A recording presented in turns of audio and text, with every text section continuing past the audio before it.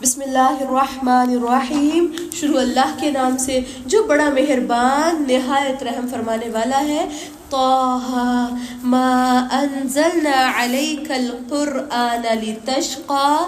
طٰہٰ، ہم نے آپ پر یہ قرآن اس لیے نازل نہیں کیا کہ آپ مشقت میں پڑ جائیں، یہ تو ہر اس شخص کے لیے نصیحت ہے جو اللہ سے ڈرتا ہے۔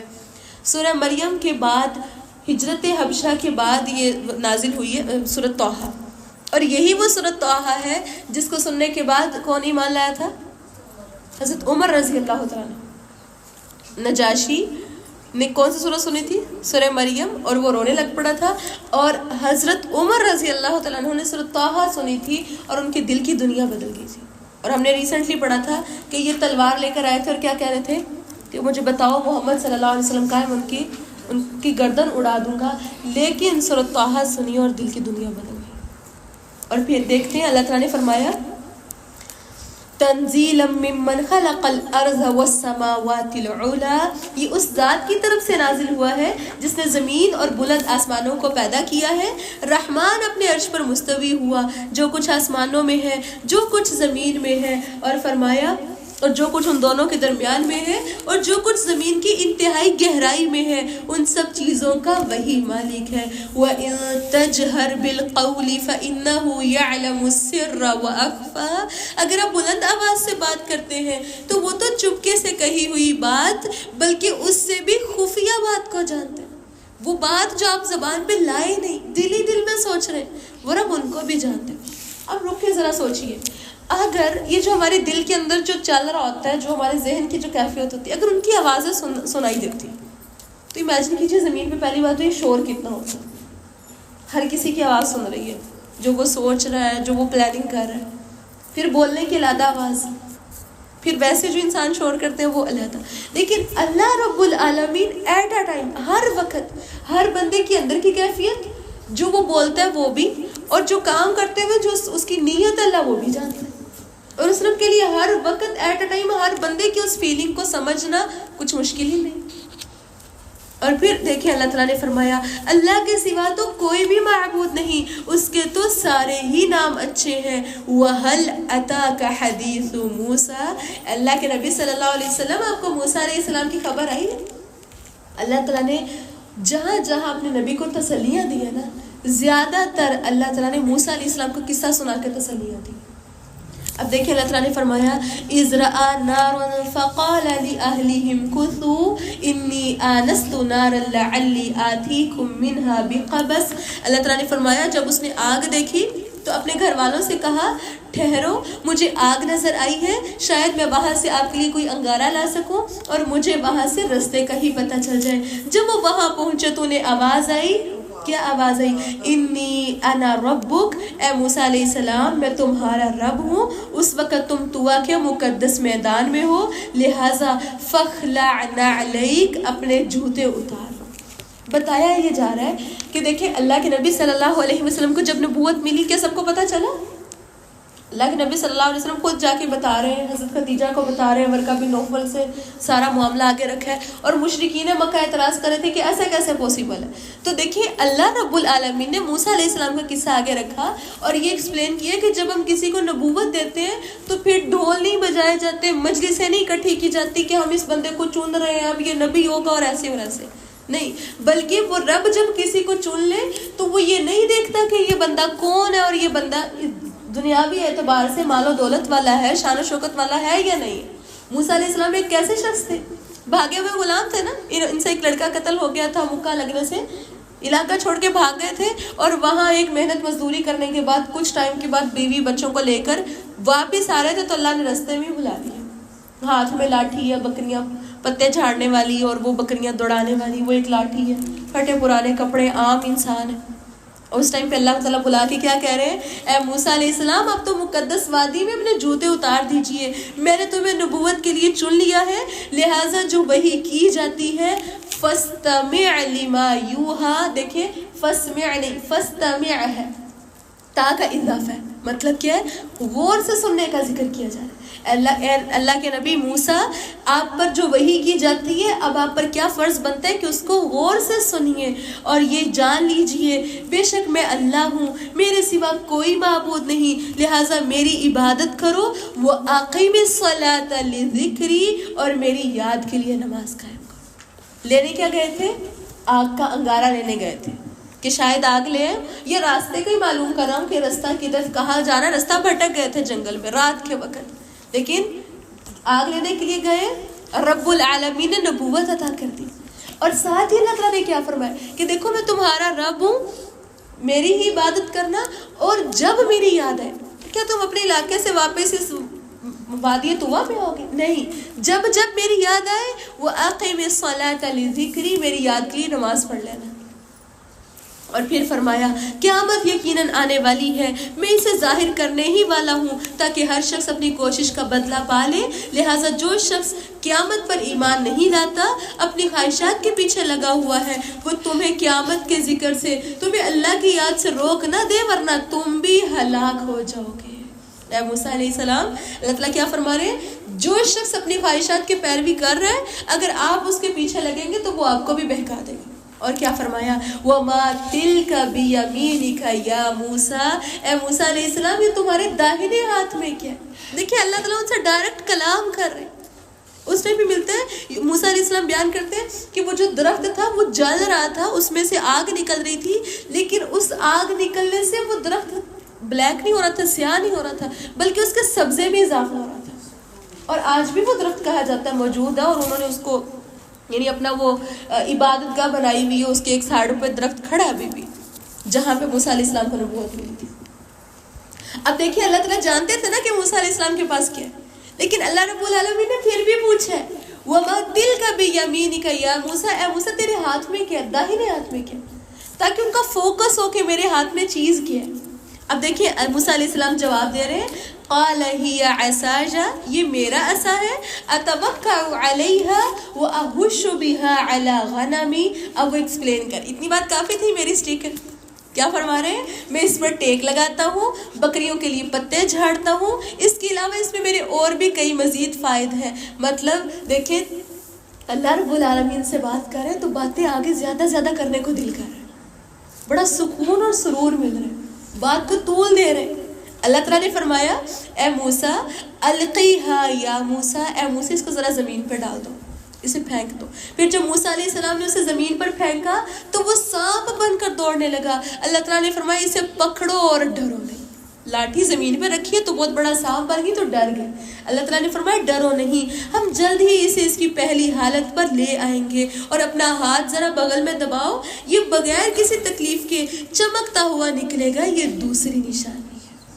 اللہ تعالیٰ نے معجزات عطا کر دی کہ اب تمہیں جا کے بادشاہی وقت کو دین کی دعوت دینی ہے تو تمہیں یہ معجزے دیے جا رہے ہیں جو تمہارے کام آئیں گے۔ اور فرمایا یہ اس لیے کہ ہم تمہیں اپنی بڑی بڑی نشانیاں دکھانے والے ہیں۔ اب اذهب الى فرعون انہ طغی، فرعون کے پاس جاؤ، وہ بڑا سرکش ہو گیا۔ دیکھیں ایک غلام، ایک عام شخص ہے، اور کیا کہا جا رہا ہے؟ سیدھا جانا کہاں پہ؟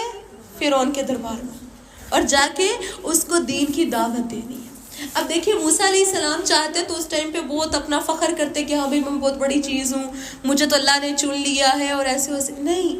اس ٹائم پہ رک کے سوچ رہے، فوراً اپنے رب سے دعا مانگنے لگے۔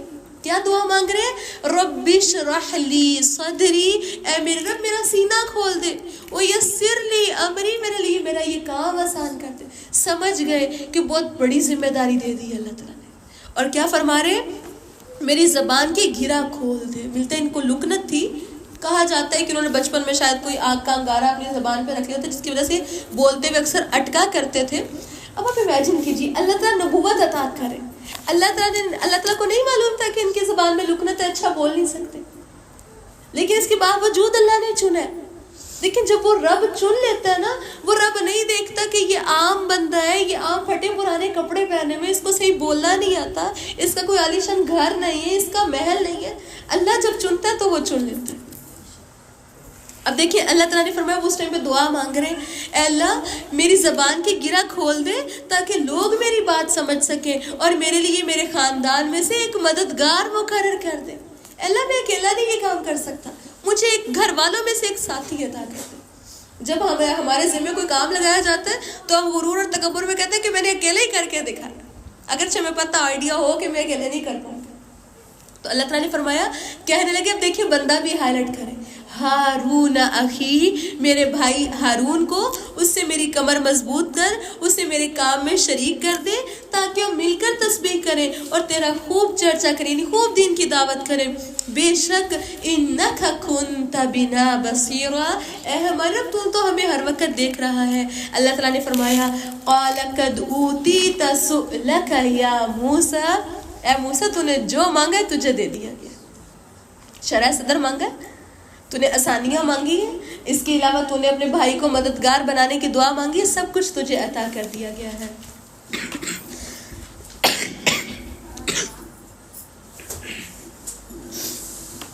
اللہ تعالیٰ نے فرمایا، وَلَقَدْ مَنَنَّا عَلَيْكَ مَرَّةً أُخْرَى، ہم نے اسی طرح ایک دفعہ اور بھی آپ پر احسان کیا تھا۔ اب دیکھیے اللہ تعالیٰ نبی صلی اللہ علیہ وسلم کو واقعات سنا رہے ہیں۔ اب اللہ تعالیٰ کیا فرما رہے ہیں؟ ایک تو یہ احسان تھا کہ اللہ تعالیٰ نے موسیٰ علیہ السلام کو نبوت کے لیے چنا ہے، دوسرا احسان یہ ہے اللہ تعالیٰ نے فرمایا وہ وقت یاد کرو، اذ اوحینا الی امک ما یوحی، وہ وقت یاد کرو جب کہ ہم نے تمہاری ماں کی طرف اشارہ کیا جو وحی کے ذریعے کیا جاتا ہے کہ تم اس بچے یعنی موسیٰ علیہ السلام کو صندوق میں رکھو، پھر اس صندوق کو دریا میں ڈال دو، دریا اس کو ساحل پر پھینک دے گا جسے میرا اور تمہارا دشمن اٹھا لے گا۔ پھر اے موسیٰ میں نے تم پر اپنی طرف سے محبت ڈال دی کہ جو کوئی تمہیں دیکھے پیار کرنے لگے، اور یہ اس لیے کہ میری نگرانی میں تمہاری پرورش ہو۔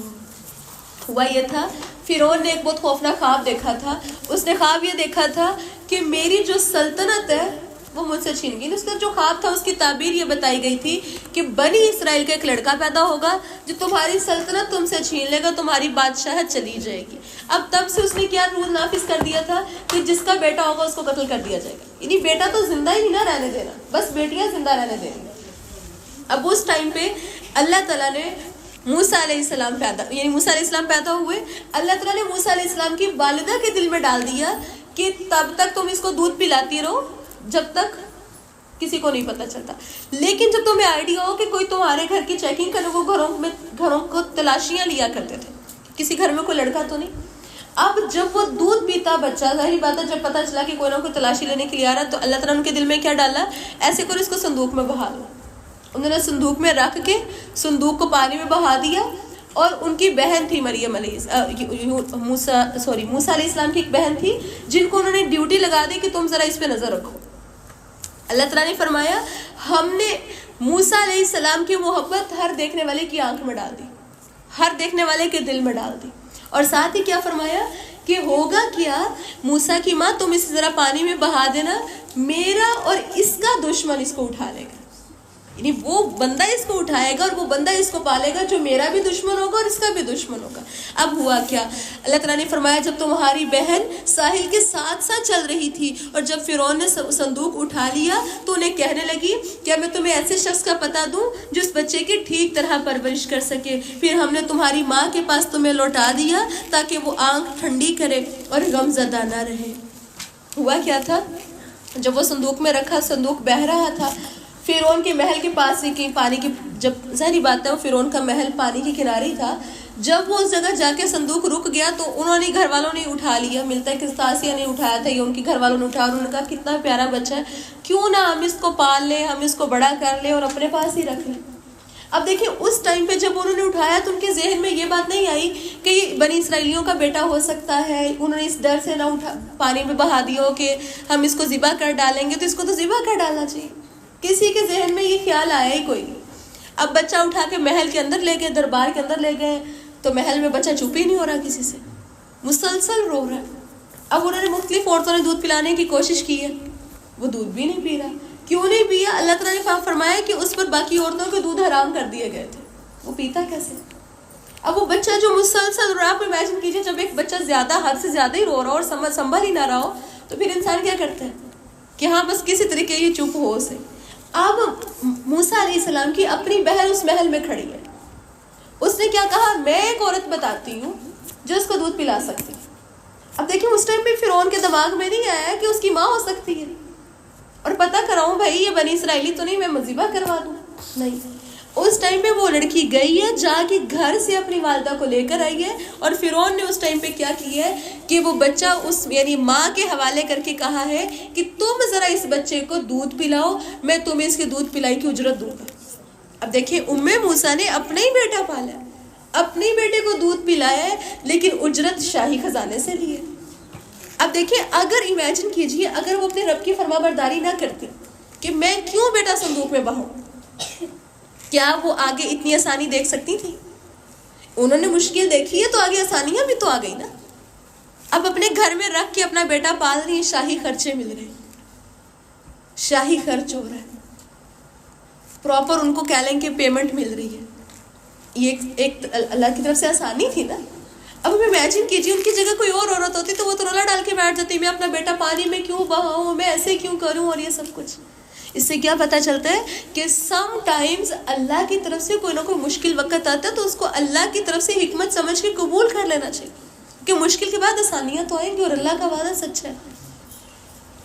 پھر اللہ تعالیٰ نے فرمایا اس کے بعد کیا ہوا, وَقَتَلْتَ نَفْسًا فَنَجَّيْنَاكَ مِنَ الْغَمِّ, پھر تم نے ایک جان کو مار ڈالا. جب موسیٰ علیہ السلام بڑے ہوئے, نوجوان ہوئے, تو یہ دیکھتے تھے کہ اسرائیلیوں پہ بڑا ظلم ڈھایا جاتا ہے, تو یہ دن رات چکر لگایا کرتے تھے کہ کسی وقت کہیں بھی کسی اسرائیلی کی مدد کر سکوں, اپنے ساتھیوں کی مدد کر سکوں. تو ہوا کہ انہوں نے دو لوگ آپس میں لڑ رہے تھے, انہوں نے ان کی مدد کرنے کے لیے, ظاہری بات ہے دوسرے کو بچانے کے لیے, جب وہ ہاتھ اٹھایا تو وہ صرف ایک موقع لگنے سے آدمی ہی قتل ہو گیا. تو اس ٹائم پہ یہ اپنا علاقہ چھوڑ کر چلے گئے تھے. تو اللہ تعالیٰ نے فرمایا پھر تمہیں مختلف آزمائشوں سے گزارا, پھر تم کئی سال مدین والوں کے پاس ٹھہرے رہے, پھر اب تم اے موسیٰ تقدیر کے مطابق ٹھیک اپنے وقت پر واپس آ گئے ہو, اور میں نے تمہیں, اللہ تعالیٰ نے فرمایا وَاسْتَنَعْتُكَ لِنَفْسِي, میں نے تمہیں اپنے کام کے لیے چن لیا. اب تم اور تمہارا بھائی دونوں میرے معجزات لے کر جاؤ, اور میرے ذکر میں کوتاہی نہ کرنا. فرمایا وَلَا تَنِيَا فِي ذِكْرِي, میرے ذکر میں غفلت نہ کرنا. دیکھیں جب دنیا میں کچھ لوگ کیا کہتے ہیں کہ ہم چن لیے گئے, ہم اللہ کے پسندیدہ بندے ہیں, تو اب ہم جو بھی کریں معاف ہے. نہیں, اللہ تعالیٰ کیا فرما رہے ہیں, میں نے تمہیں چن لیے, تو اب تم ایک بڑے لیول پہ آ گئے ہو, تو اب تمہارا حق کیا بنتا ہے کہ تم اب میری ذکر میں غفلت نہیں کر سکتے, تمہیں ہر وقت ذکر اذکار کرنا ہے, تمہیں ہر وقت میرے قریب ہونا ہے. اور فرمایا ہاں فرعون کے پاس جاؤ, انہو طغا, وہ بڑا سرکش ہو گیا ہے. دیکھو اللہ تعالیٰ نے فرمایا فقولا لہو قولا لجینا, تم فرعون کے دربار میں جا رہے ہو, اس کو دعوت دینی ہے, لیکن ایک رول یاد رکھنا ہے, اس کو نرمی سے دعوت دینی ہے. نرمی بہت عمدہ چیز ہے. وہ بات جو نرمی سے بنوائی جا سکتی ہے وہ سختی سے نہیں بنوائی جا سکتی. اب اللہ تعالیٰ ان کو نصیحت کرے کہ تم جا کے ان کو نرمی سے بات کہنا, شاید کہ وہ نصیحت قبول کر لیں یا اللہ سے ڈر جائیں. ان دونوں نے عرض کیا اے ہمارے رب, ہم اس بات سے ڈرتے ہیں کہ وہ ہم پر زیادتی کرے گا یا مزید سرکشی اختیار کرے گا. اللہ تعالیٰ کیا فرما رہے ہیں, لا تخافا اننی معکما اسمع و ارا. اللہ تعالیٰ نے فرمایا موسیٰ دونوں سے فرما رہے تم دونوں ڈرو مت, میں تمہارے ساتھ ہوں, سب کچھ سن رہا ہوں اور دیکھ رہا ہوں. لہٰذا اس کے پاس جاؤ اور اسے کہنا کہ ہم تیرے رب کے رسول ہیں, لہٰذا بنی اسرائیل کو ہمارے ساتھ جانے کے لیے چھوڑ دے اور انہیں تکلیف نہ دے. ہم تیرے پاس تیرے رب کی نشانیاں لے کر آئے ہیں, جو شخص ہدایت کی پیروی کرے گا اس کے لیے سلامتی ہے. ہماری طرف یہ وحی کی گئی ہے کہ جو شخص اسے جھٹلائے گا, منہ موڑے گا, اس کے لیے یقیناً عذاب ہے. فرعون نے جواب دیا. اب دیکھیں موسیٰ علیہ السلام چلے گئے فرعون کے دربار میں کھڑے ہو کے, یہ کوئی آسان کام تھا ویسے, لیکن انہوں نے اپنے رب کے حکم کی فرما برداری کی, جا کے اس کو دین کی دعوت دی. فرعون نے جواب دیا موسیٰ تمہارا رب ہے کون, کیونکہ وہ اپنے آپ کو رب کہتا تھا, تو سوال کرے تمہارا رب کون ہے. موسیٰ علیہ السلام نے جواب دیا. دیکھیں موسیٰ علیہ السلام ڈائریکٹلی کہہ سکتے تھے اللہ تعالیٰ, موسیٰ علیہ السلام رب کا تعارف کروا رہے اور کیا فرما رہے؟ ربنا الذی اعطا کل شیء خلقہ ثم ہدا، تمہارا رب تو وہ ہے، ہمارا رب تو وہ ہے جس نے ہر چیز کو اس کی صورت خاص عطا کی، پھر اس کی رہنمائی بھی کرتی، ہر چیز کو پیدا کیا بڑے عمدہ انداز میں اور اس کی زندگی کا مقصد بھی اس کو سمجھا دیا۔ اور فرمایا فرعون نے کہا پھر جو نسلیں گزر چکی ہیں وہ کس حال میں ہیں؟ موسیٰ علیہ السلام نے جواب دیا ان کا علم تو میرے رب کے پاس ایک کتاب میں ہے، میرا رب تو نہ بھولتا ہے نہ چوکتا ہے، وہی جس نے تمہارے لیے زمین کا فرش بنا دیا اور اس میں تمہارے چلنے کو راستے بنا۔ یعنی تم تو کہہ رہے ہو نا میں اس زمین کا بادشاہ ہوں، رب ہوں، تو دیکھو زمین جس رب نے بنائی ہے، جس رب نے اس زمین پہ راستے بنائے، میں اس کی عبادت کرتا ہوں، میں اس کا بھیجا ہوا رسول ہوں۔ اور اس رب نے اوپر سے پانی برسایا، پھر اس بارش سے مختلف قسم کی پیداوار نکالی، کھاؤ اور اپنے جانوروں کو بھی چراؤ۔ اس طریقہ کار میں اہل عقل کے لیے بہت سی نشانیاں ہیں۔ فرمایا اسی زمین سے ہم نے تمہیں پیدا کیا، اسی میں تمہیں واپس لے جائیں گے، اسی سے تمہیں دوبارہ نکالیں گے۔ غرض ہم نے فرعون کو اپنی نشانیاں دکھائیں مگر وہ انہیں جھٹلاتا رہا اور کوئی بات تسلیم نہ کی۔ موسیٰ علیہ السلام سے کہنے لگا کیا تو ہمارے پاس اس لیے آیا ہے کہ جادو دکھا کر ہمیں ہمارے ملک سے نکال دے؟ سو ہم بھی اس قسم کا جادو بنا کر لاتے ہیں، لہٰذا اپنے اور ہمارے درمیان مقابلے کے لیے ایک وقت مقرر کر لے جس کی خلاف ورزی نہ تم کرو گے نہ ہم کریں گے، اس جگہ پہنچنا دونوں کے لیے برابر ہوگا۔ موسیٰ علیہ السلام نے فرمایا اچھا یہ وعدہ عید کا دن ہوگا اور لوگ چاشت کے وقت جمع ہو جائیں گے۔ چنانچہ فرعون لوٹ گیا، اپنے سارے ہتھ کنڈے جمع کی، سارے جادوگروں کو جمع کیا، خوب پلاننگز کی۔ اب دیکھیں کہاں ایک اکیلے موسیٰ، ان کے ساتھ ہارون علیہ السلام، دو بھائی، ان کے مقابلے میں بادشاہ اور پورے علاقے کے لوگ مل گئے ہوئے۔ یہی سین مکہ میں تھا، مسلمان تھوڑے سے چند لوگ ہیں لیکن ان کے مقابلے میں سارے کے سارے سردار اکٹھے ہوئے تھے، سارے مل کر پلاننگز کر رہے تھے۔ تو اللہ تعالیٰ نے فرمایا اس وقت موسیٰ علیہ السلام نے لوگوں سے کہا تم پر افسوس ہے، اللہ کے ذمے جھوٹی باتیں نہ لگاؤ ورنہ وہ تمہیں عذاب سے تمہیں غارت کر دے گا، کیونکہ جس نے بھی جھوٹ گھڑا وہ ناکام ہی رہا۔ پھر اس معاملے میں وہ آل فرعون آپس میں جھگڑنے لگے اور خفیہ مشورے کرنے لگے۔ آخر کچھ لوگوں نے کہا یہ دونوں جادوگر ہیں اور چاہتے یہ ہیں کہ اپنے جادو کے زور سے تمہیں تمہارے ملک سے نکال دیں اور تمہارے لیے مثالی طریقے زندگی ختم کر دیں، لہٰذا اپنی سب تدبیریں اکٹھی کرو اور متحد ہو کر مقابلے میں آ جاؤ اور سمجھ لو کہ جو آج غالب رہا وہ جیت گیا۔ پھر موسیٰ علیہ السلام سے کہنے لگے موسیٰ تم پہلے جادو دکھاتے ہو یا ہم دکھائیں؟ موسیٰ علیہ السلام نے جواب دیا قال بل القوا فاذا حبالهم وعصيهم يخجل اليه من سحرهم انها تسعى۔ اللہ تعالیٰ نے فرمایا موسیٰ علیہ السلام نے جب کہا تم ہی ڈالو، پھر ان کے جادو کے اثر سے ایسے معلوم ہوتا تھا کہ ان کی رسیاں اور لاٹھیاں دوڑ رہی ہیں۔ کیا پتہ چلتا ہے حقیقت میں وہ ہل نہیں رہی تھی، انہوں نے جو جادو کیا تھا وہ لوگوں کی آنکھوں پر کیا تھا۔ اور فرمایا یہ دیکھ کر موسیٰ علیہ السلام اپنے دل میں ڈر گئے، ہم نے وحی کے ذریعے سے کہا ڈرو مت، غالب تو تم ہی رہو گے، جو کچھ تمہارے دائیں ہاتھ میں ہے اسے پھینک دو، جو کچھ ان جادوگروں نے بنا رکھا ہے وہ سب کچھ کھا جائے گا۔ موسیٰ علیہ السلام نے جب دیکھا اتنی رسیاں اتنی لاٹھیاں اور سارا کچھ ہلتا ہوا نظر آ رہا تو اس کے مقابلے میں میرا ایک سانپ، کیا کر لیں گے لوگ؟ ظاہری بات ہے میں تو ہار رہا ہوں۔ اس ٹائم پہ اللہ تعالیٰ نے فرمایا موسیٰ علیہ السلام ڈرے نہیں، آپ کیا کریں، آپ اپنی لاٹھی پھینک دیجیے۔ اور پھر اللہ تعالیٰ نے فرمایا انہوں نے صرف جادو کا دھوکہ ہی دکھایا تھا اور جادوگر جہاں کہیں بھی سامنے آ جائیں وہ کامیاب نہیں ہو سکتے۔ فَأُلْقِيَ السَّحَرَةُ سُجَّدًا، یہ منظر دیکھ کر جادوگر بے ساختہ سجدے میں گر پڑے۔ جادوگروں نے جب دیکھا، میں نے آپ کو پہلے بھی بتایا تھا کہ ایک عہدے اور ایک پیشے والا بندہ ہی سمجھ سکتا ہے کہ اس میں کہاں نقص ہے، کہاں عیب ہے اور کہاں مہارت ہے۔ ظاہری بات ہے ان کو سمجھ آ گئی جادوگروں کو کہ یہ کوئی جھوٹ نہیں، یہ حقیقی معجزہ ہے، تو وہ سارے کے سارے سجدے میں گر پڑے۔ اس ٹائم پہ کہنے لگے ہم ہارون اور موسیٰ کے رب پر ایمان لاتے ہیں۔ انہوں نے صرف یہ نہیں کہا ہم رب پر ایمان لاتے ہیں، کیونکہ فرعون بھی اپنے آپ کو رب کہتا تھا، تو وہ کیا کہنے لگے ہم موسیٰ اور ہارون کے رب پر ایمان لاتے ہیں۔ فرعون بول اٹھا تم میری اجازت کے بغیر ہی اس پر ایمان لے، یقیناً یہ موسیٰ علیہ السلام تو تمہارا بڑا ساتھی ہے جس نے تمہیں جادو سکھایا ہے۔ اب میں تمہارے ہاتھ اور پاؤں مخالف سمتوں سے کٹوا دوں گا، تمہیں کھجور کے تنوں میں سولی دوں گا۔ کھجور کے تنوں میں سولی کا کیا مطلب ہے؟ تمہیں کھجور کے تنوں کے ساتھ باندھ دوں گا اور تمہارے ہاتھ پاؤں بھی کاٹ دوں گا. اور تم وہ ظاہری بات ہے، میں نے آپ کو پہلے ہی بتایا تھا کہ کیا کیا جاتا ہے، پھر باندھنے کے بعد پھر تلوار اور نیزے مارے جاتے تھے اور پھر انسان کو وہی لٹکتا چھوڑ دیا جاتا تھا کہ پرندے نوچ نوچ کے کھا جائیں. تو اللہ تعالیٰ نے فرمایا، وہ کہنے لگا تمہیں خوب معلوم ہو جائے گا کہ ہم دونوں یعنی فرعون اور موسیٰ میں سے کس کی سزا زیادہ شدید تر اور دیر تک باقی رہنے والی ہے. جادوگر کہنے لگے، جس ذات نے ہمیں پیدا کیا ہے اور جو کچھ ہمارے پاس واضح دلائل آ چکے ہیں ان پر ہم تجھے ترجیح نہیں دے سکتے، لہٰذا تو جو کچھ کرنا چاہتا ہے کر لے، تو بس اس دنیا کی زندگی کا خاتمہ کر سکتا ہے.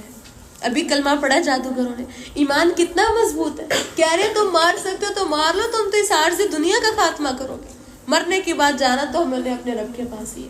اس ٹائم پہ کہنے لگے، اِنَّا آمَنَّا بِرَبِّنَا لِيَغْفِرَ لَنَا خَطَايَانَا، بے شک ہم اپنے رب پر ایمان لا چکے ہیں تاکہ وہ ہماری خطائیں معاف کر دے. اور جادو بھی تو جس پر تو نے ہمیں مجبور کر دیا تھا، اور اللہ ہی بہتر اور باقی رہنے والا ہے. بات یہ ہے، إِنَّهُ مَن يَأْتِ رَبَّهُ مُجْرِمًا فَإِنَّ لَهُ جَهَنَّمَ، اللہ نے فرمایا جو شخص مجرم بن کر اپنے رب کے پاس آئے گا اس کے لیے جہنم ہے جس میں وہ نہ مرے گا اور نہ جیے گا. یعنی جو بندہ مجرم بن کر اپنے رب کے پاس جائے گا، گناہ اور نافرمانی اور حرام کاموں کا بوجھ لے کے اپنے رب کے پاس چلا جائے گا، اللہ نے فرمایا اس کے لیے جہنم جس میں نہ مرے گا نہ جیے گا. آپ کو پتہ ہے مرنے اور جینے کی جو درمیانی کیفیت ہے وہ کتنی اذیت ناک ہوتی ہے. دنیا میں تو انسان کی اذیت حد سے بڑی، موت آتی ہے، کام تباہ ہو جاتا ہے، لیکن وہاں پہ نہ انسان مرے گا نہ جیے گا، سینٹر کی کیفیت میں آل ٹائم پڑا ہوا ہوگا. اور اللہ تعالیٰ نے فرمایا جو مومن بن کر آئے گا اس نے نیک اعمال بھی کیے ہوں گے تو ایسے ہی لوگوں کے درجات بلند کیے جاتے ہیں اور ان کو ایسی جنتوں میں داخل کیا جاتا ہے جن کے نیچے نہریں بہہ رہی ہوں گی. فرمایا وہ اس میں ہمیشہ رہیں گے. یہ اس شخص کے لیے جزا ہے جو گناہوں سے پاک رہا. اور ہم نے موسیٰ علیہ السلام کی طرف وحی کی کہ میرے بندوں کو راتوں رات لے کر نکل جاؤ.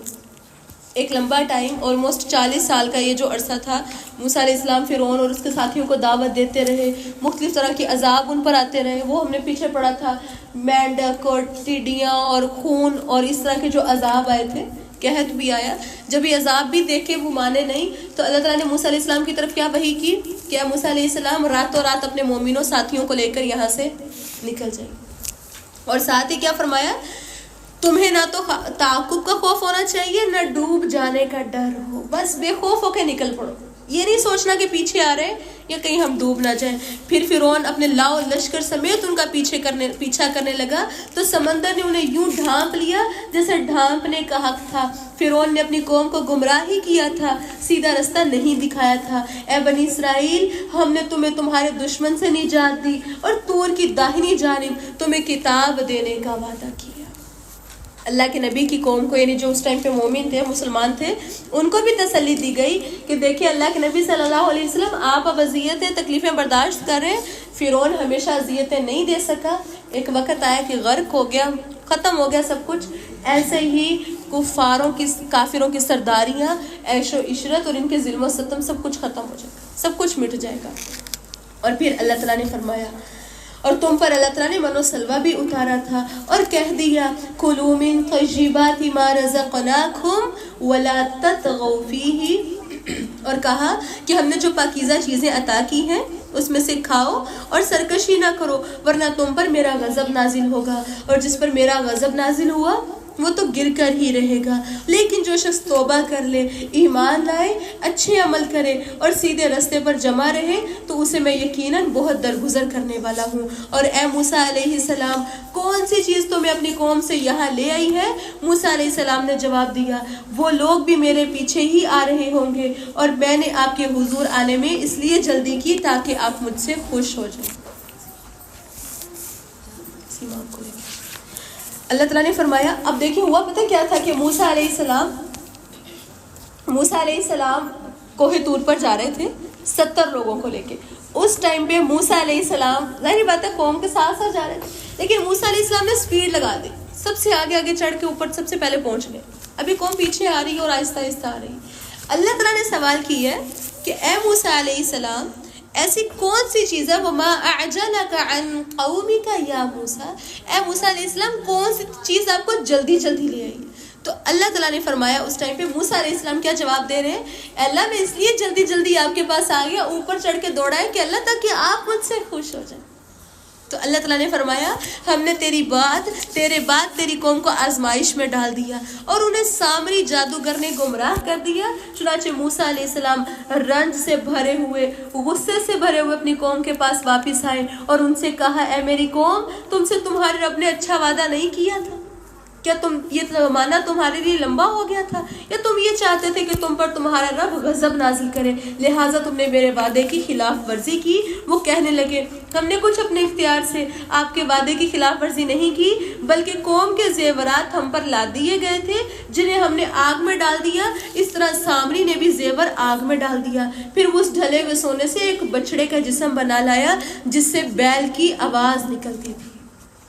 سامری جادوگر نے بچڑے کا وہ ایک بنایا سونے کو ڈھال کے، بچڑے کا جب وہ معبود بنایا، وہ ایک سانچہ بنایا، تو اب کسی بھی طریقے سے کوئی ایک ٹیکنیک اس نے وہ لڑائی جو بھی ایک طریقہ کار تھا، اس میں سے آواز آتی تھی، کچھ کہتے ہیں اس میں سے ہوا گزرتی تھی، جبکہ اس نے لوگوں کو یہ کہا کہ میں نے جبرائیل علیہ السلام کے پاؤں کی مٹی لی ہے جو اس میں لگائی ہے جس کی وجہ سے آواز آتی، یعنی یہ زندہ ہے اس ٹائم پہ۔ اس کا کہنے کا مطلب یہ تھا۔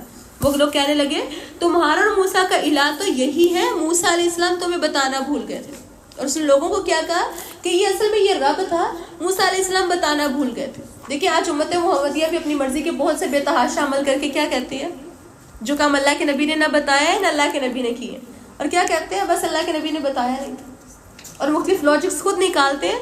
تو دیکھا جائے تو انہوں نے بھی تو اس کو اللہ کے قریب ہونے کے لیے پوجا کی تھی نا، لیکن اس ٹائم پہ اللہ تعالیٰ نے فرمایا وہ کیا وہ یہ نہیں دیکھتے کہ وہ نہ تو ان کی بات کا جواب دیتا ہے، نہ ان کے نفع و نقصان کا اختیار رکھتا ہے۔ ان سے پہلے ہارون انہیں یہ کہہ چکے تھے کہ اے میری قوم، اس بچڑے کے جسم سے تمہاری آزمائش کی جا رہی ہے، بے شک تمہارا رب رحمان ہی ہے، لہٰذا میری پیروی کرو اور میرے حکم کی اطاعت کرو۔ وہ کہنے لگے جب تک موسیٰ علیہ السلام ہمارے پاس واپس نہیں آ جاتا ہم تو اسی کی پوجا کرتے رہیں گے۔ جب موسیٰ علیہ السلام واپس آئے تو ہارون سے کہا کہ ہارون، جب تم انہیں گمراہ ہوتے دیکھ رہے تھے تو انہیں منع کرنے سے تمہیں کس بات نے روکے رکھا کہ تم لوگ میری پیروی نہ کرو؟ کیا تم نے میرے حکم کی خلاف ورزی کی؟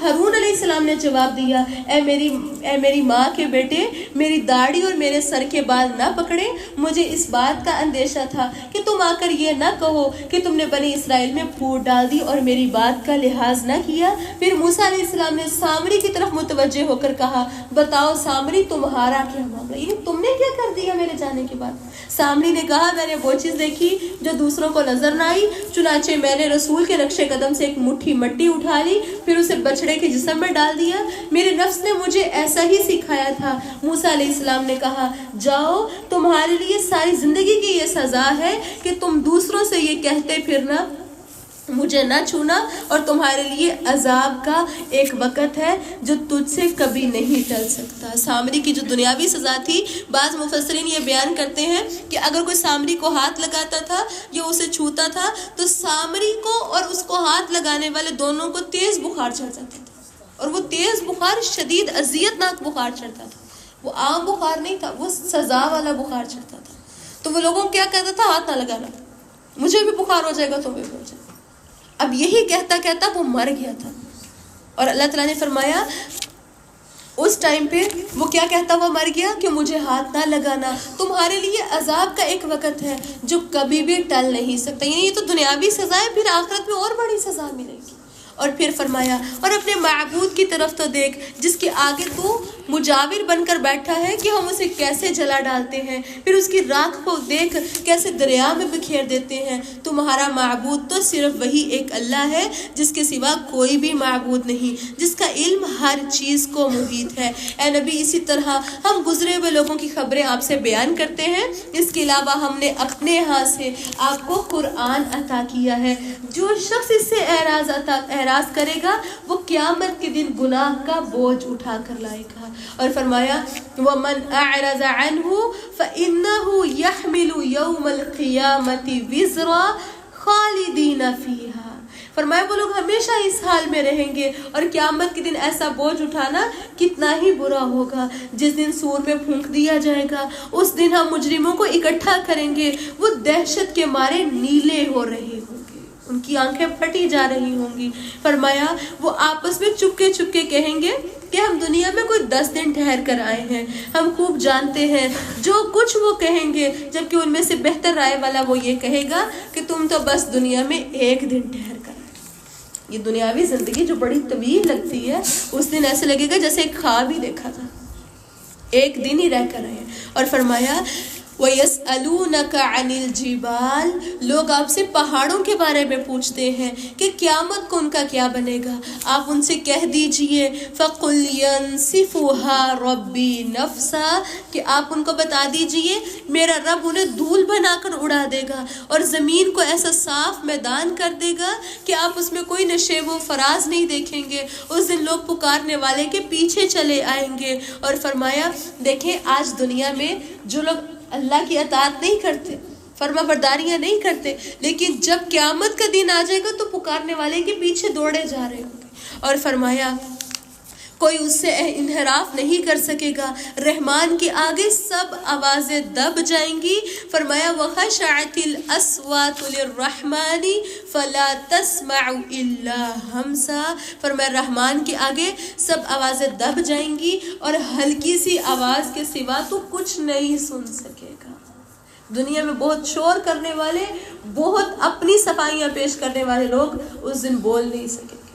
اور فرمایا اس دن سفارش کچھ بھی فائدہ نہ دے گی مگر جسے رحمان اجازت دے دے اور اس کی بات سننا پسند کرے۔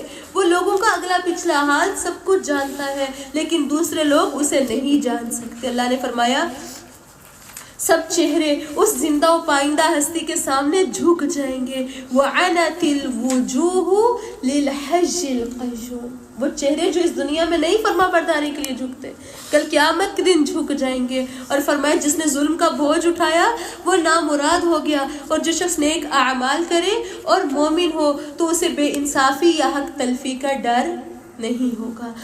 اسی طرح ہم نے قرآن کو عربی زبان میں نازل کیا اور طرح طرح سے وعید بیان کی تاکہ لوگ تقوی اختیار کریں یا ان میں غور و فکر کی عادت پیدا ہو جائے۔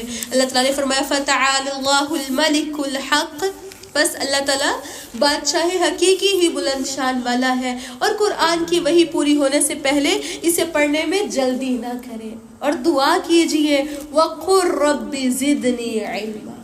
جب جبرائیل علیہ السلام وہی لے کر آتے تھے، ان کو قرآن کی آیات پڑھ کر سنایا کرتے تھے اللہ کے نبی صلی اللہ علیہ وسلم کو، تو اللہ کے نبی صلی اللہ علیہ وسلم کو یہ ڈر ہوتا تھا کہ ایسا نہ ہو جبرائیل علیہ السلام قرآن کی آیات پڑھ کر سنا کے چلے جائیں، اور جب یہ چلے جائیں تو میں بھول جاؤں تو میں لوگوں کو کیا بتاؤں۔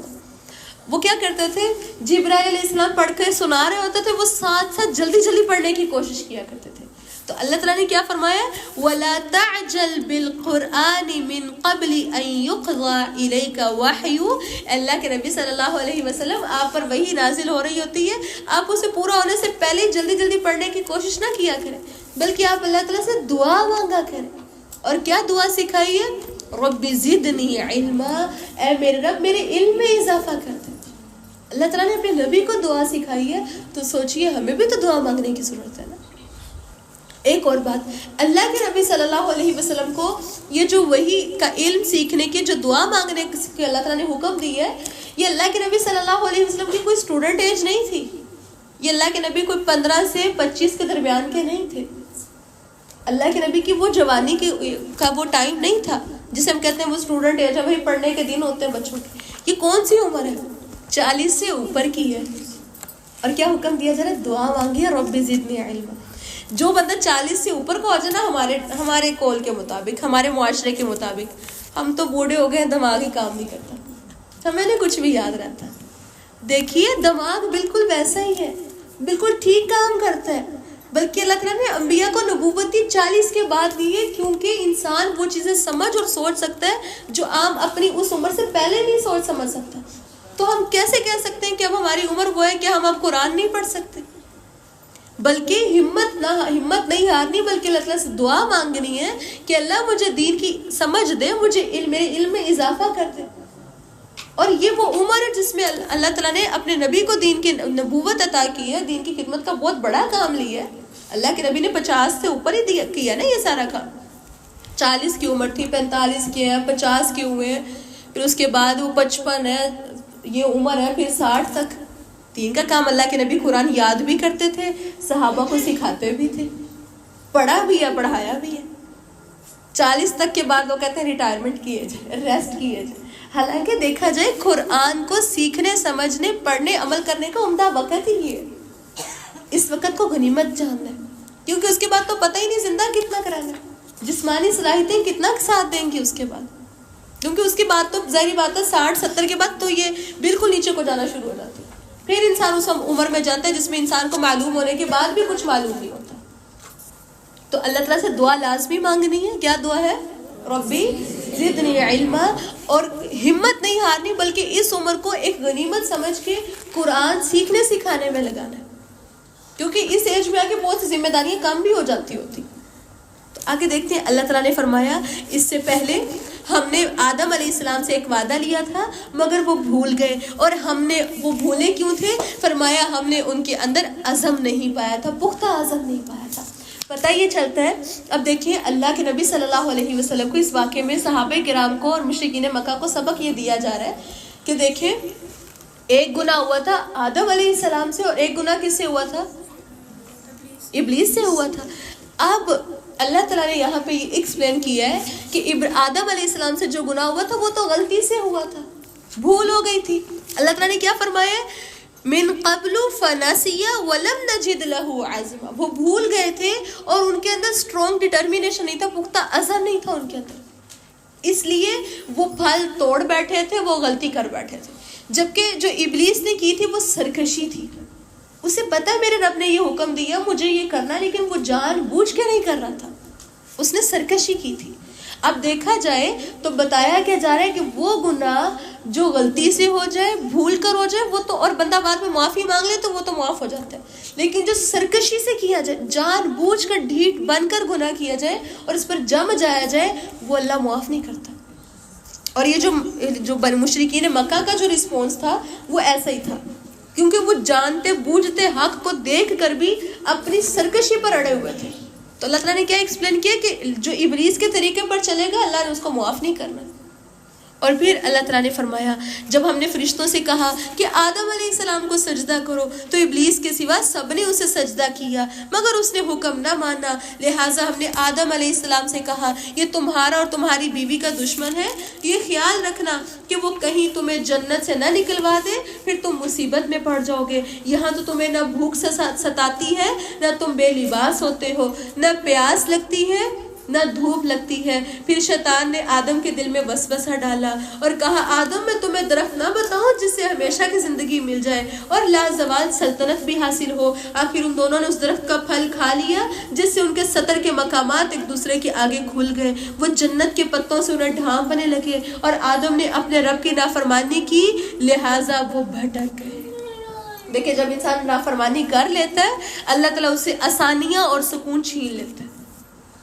اللہ تعالیٰ نے کیا فرمایا؟ تم جنت میں ایسی جنت میں رہتے ہو، نہ بھوک لگتی ہے، نہ پیاس لگتی ہے، نہ تمہیں دھوپ لگتی ہے، نہ تم تھکتے ہو.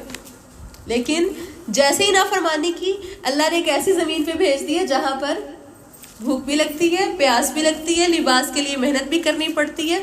لیکن اللہ نے کیا فرما دیا؟ وہ تمہارا وہ ٹھکانہ ہے، تمہیں وہ مل کر رہے گا، تم ہو اصل میں اسی کے وارث ہی.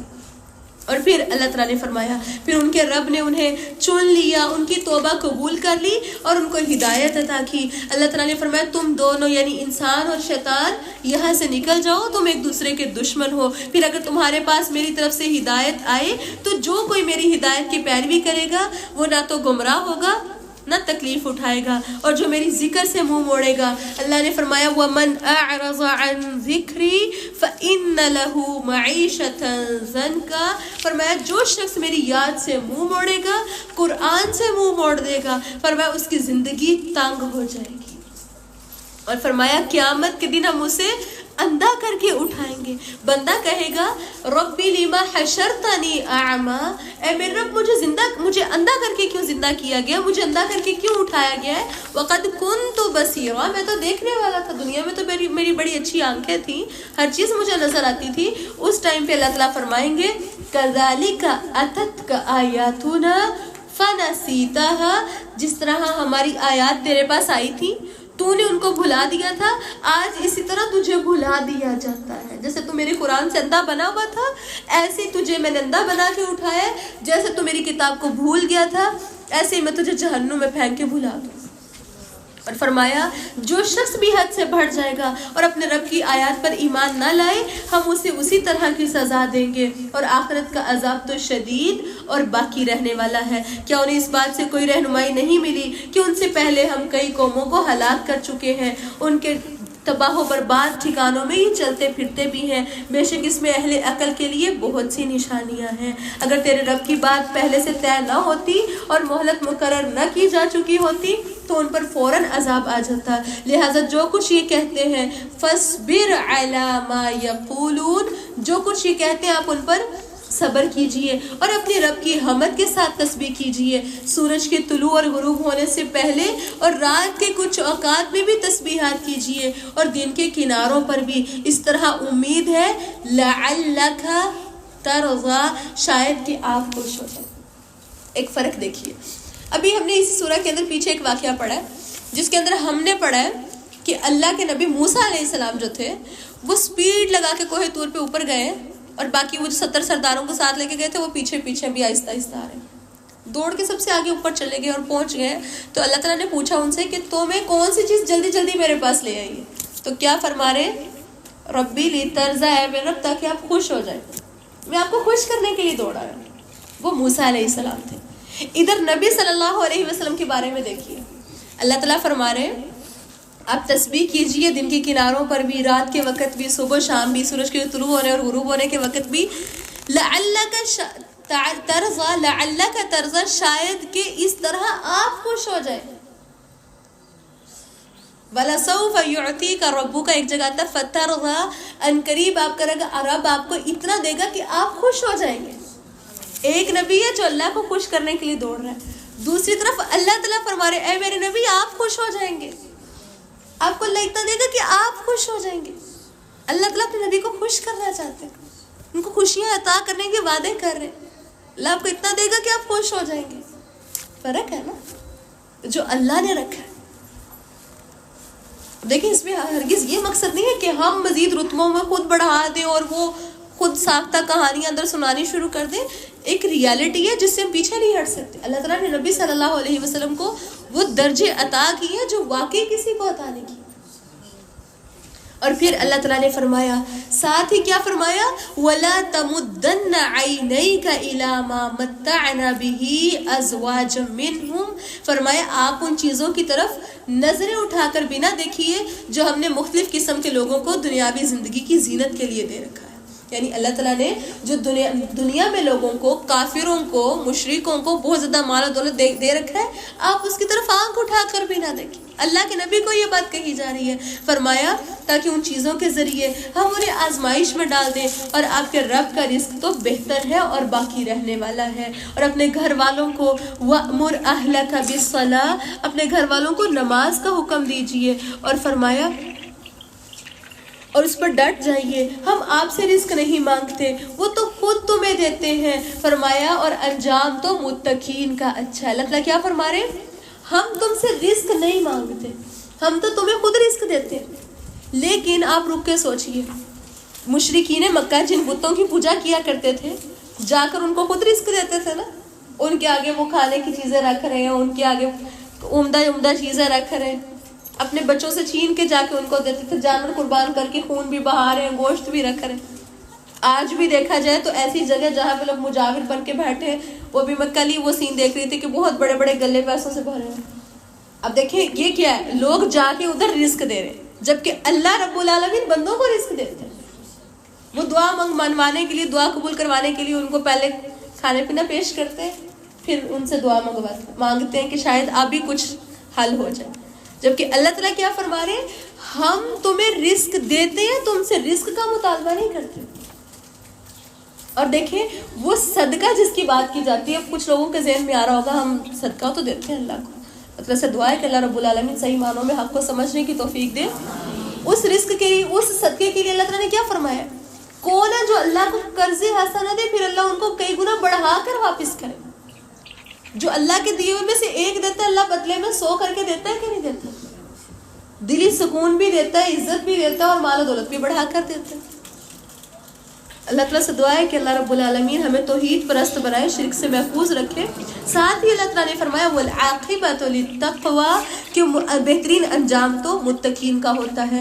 کافر کہتے ہیں کہ ہمارے پاس اس کے رب کی طرف سے کوئی نشانی کیوں نہیں آتی؟ کیا ان کے پاس پہلے صحیفوں میں واضح دلائل نہیں آ چکے؟ اگر ہم ان سے پہلے انہیں اس سے پہلے عذاب سے ہلاک کر دیتے تو وہ یہ کہہ سکتے تھے کہ ہمارے رب تو نے ہمارے پاس کوئی رسول کیوں نہ بھیجا، کہ ہم اسے ذلیل و رسوا ہونے سے پہلے ہی تیری آیات کی پیروی کر لیتے. آپ ان سے کہہ دیجئے قل کل متربص فتربصوا، آپ ان سے کہہ دیجئے ہر ایک انجام کار کا منتظر ہے، لہٰذا تم بھی انتظار کرو، جلد ہی تمہیں معلوم ہو جائے گا کہ کون سیدھے رستے پر ہے اور کون ہدایت یافتہ. اللہ تعالیٰ سے دعا ہے کہ اللہ رب العالمین ہمیں ہدایت یافتہ لوگوں میں شامل فرمائے.